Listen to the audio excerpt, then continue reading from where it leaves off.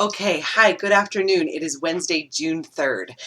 Just to start off, just a little bit of housekeeping. I just went through and graded your performance monologues, and it was, oh, I just love it. I love this class. You guys are doing fantastic work. I've left you lots of notes. So again, I don't know how it looks on Canvas, how you go back and read those notes, but I've left you notes. And I just want to remind you that for your final, you're going to be performing two monologues, and they're the same monologues that we're working on. So you'll be doing this monologue again. So I really strongly suggest that you go back and look at my notes, and then take my notes into account when you rehearse your monologue for your final. I really do want to see a change in the monologue for the final. I want to see you take notes on board. If I've given you notes and you say, okay, well, that sounds cool, but I don't know how to do what she's asking me to do. I don't know how to try what she's asking me to try. Reach out to me. Let's have a conversation about it. I really regret that you guys don't get to have one-on-one coaching sessions with me. This is really self-directed work. But to be honest, in the real world, unless you're in a play, like if I was rehearsing monologues to audition with, I am my own feedback, my own director. So I really need to be able to kind of manage my own rehearsal time. So I know some of you are saying, but I'm not an actor. I really wanted the theater experience. Thanks, COVID.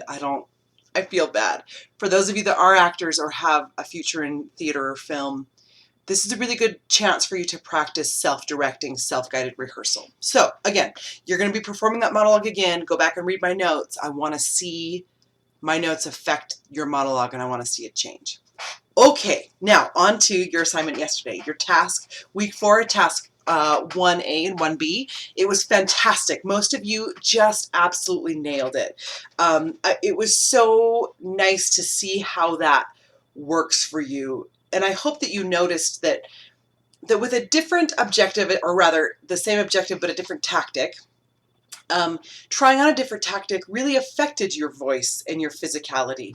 You didn't have to think about how am I going to say this, because you wanted to do something to your scene partner. Your body and your voice just showed up for that. I also hope that you are noticing in your own conversations and interactions with the world around you that maybe you're going back and analyzing that. Like, what do I want to do to this person? I'm telling my wife about what I want for dinner. Am I trying to convince, to cajole, to dissuade? What am I doing to her? Anyway, let that inform you a little bit. All right, so today we're just going to take it one step further. The only thing that you're going to do differently about posting your video is that this video is going to be posted publicly. So you'll see this assignment show up in a discussion link. You're going to post it so that you can see other people's work, and then I want you to respond to other people's work. Okay, so now for the task at hand. Super easy. You're going to take the same sentence that you had yesterday that you were working on, but now instead of trying to find a tactic or a verb, we're going to really work on the subtext. So one of the issues that I have with using verbs is that it's so subjective. So if my verb is to annoy, well, that looks like a million things, and it depends on who I'm talking to and what might they find annoying. Maybe it's annoying for me to be overly sweet and tender. Maybe it's annoying to just use a really terrible voice. Like, what does that mean to annoy? For me, using verbs is just a little too broad. It gets a little bit wishy-washy and general. And if things are general, if choices are general in my head, in my own mind, guaranteed they're general for the audience, right? And we have to be specific. It has to be so specific. So one of the things that I could suggest is instead of to annoy, I might choose something a little bit more specific. You're not going to do this for today, but it's something I want you to keep in mind. Instead of to annoy, I might do something a little bit more specific, like to drip water on their forehead slowly, right? Just imagining that in my mind, my body and my voice responded to that. Maybe instead of to seduce, which is kind of general, like who am I seducing? How do I, it's general, right? Maybe instead of to seduce, it's to dollop whipped cream all over this person's neck and shoulders, right? using something really vivid in my own imagination, something specific in my own imagination, will make the performance more specific for the audience. Okay, so that's something I would suggest with verbs. Here's another way we're going to go about it today. We're going to work on subtext, okay? And you're going to use this exercise on your next monologue for sure. So really make sure you understand what I'm after here. Subtext, of course, is the meaning underneath the actual words, right? What the character says this, but what they really mean is this, the subtext, okay? We understand subtext. We use subtext in our lives all the time. Sarcasm, flirting, I mean, all of that. We understand subtext on a cellular level as human beings, okay? So this isn't going to be new to you. When you go through your monologue, you're going to analyze your monologue for your subtext. But today we're going to use that weird sentence that you came up with. And I loved some of your sentences. They were delightful. I can't remember what mine was yesterday, so I'm just going to make one up. Okay, so here's how your rehearsal is going to go today and what your performance that you're going to post is going to look like today. I'm going to come up with 10 sentences that could be used as subtext for my line. Okay, 10 sentences that could be subtext. So I'm going to do, I always wanted to tell you this, but I'm in love with you, sentence 1. Sentence 2 might be, you smell terrible, right? I'm just making them up. Sentence 3 might be, if you don't leave this room right now, I'm going to slap you. Okay, so I've always wanted to tell you I'm in love with you. You smell terrible. If you don't leave this room right now, I'm going to slap you. That's my subtext. So here's how my rehearsal is going to go. I'm going to say my subtext and then say the line. Say my subtext, say the line. So if my line is, I hope you have a good day, but my subtext is, I've never been able to tell you that I'm actually in love with you.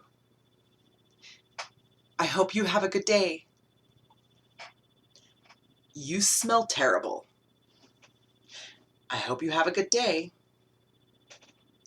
If you don't leave this room right now, I'm going to slap you. I hope you have a good day. Okay, again, Oscar performance, thank you.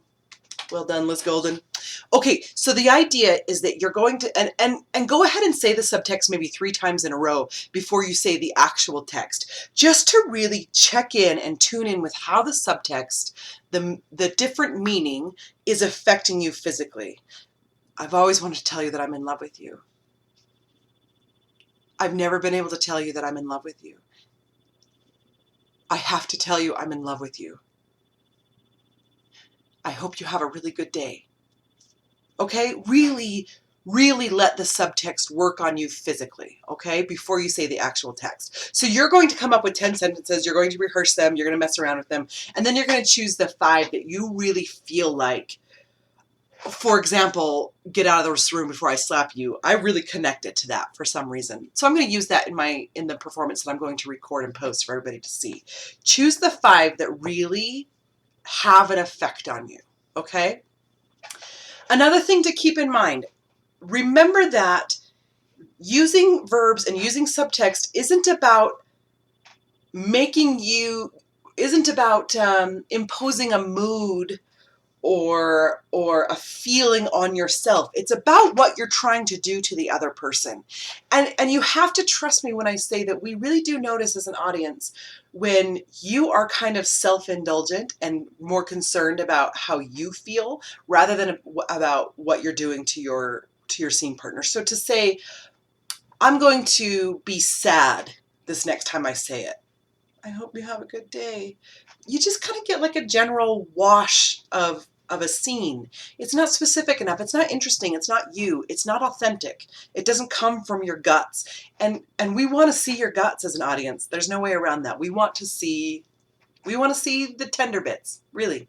So remember that when you're going through and doing subtext and when you're looking at verbs, what you're really after is how you're affecting the person that you're talking to. That's all you're concerned about. What am I doing to them? And am I getting what I want from them? And if I'm not, I've got to try to do something else, okay? So today, here's your assignment. Week 4, task 2, you are going to write out 10 sentences that could be the subtext for your weird predictive text sentence. You're going to play with them. You're going to choose the 5 that you feel like has the most effect on you. You're going to record those 5. You're going to post them in the discussion, and then you're going to respond to 2 other people's posts. So I'm going to make this one due at about 3 o'clock tomorrow, just to give you time for everybody to post it. You know, be generous. Post by about 1 so that there's something for people to respond to, and then please have this all done by about 3 o'clock tomorrow. Tomorrow you won't see a video from me. Again, I've got to go do my other part-time job. So tomorrow I'm going to be posting a link to a video for you to watch that's going to really help kind of guide your weekend rehearsal for your next monologue that's due next Wednesday. Remember, you have another monologue due next Wednesday. Okay, have fun today. I'll see you Friday. I'll post a video Friday. Bye, folks.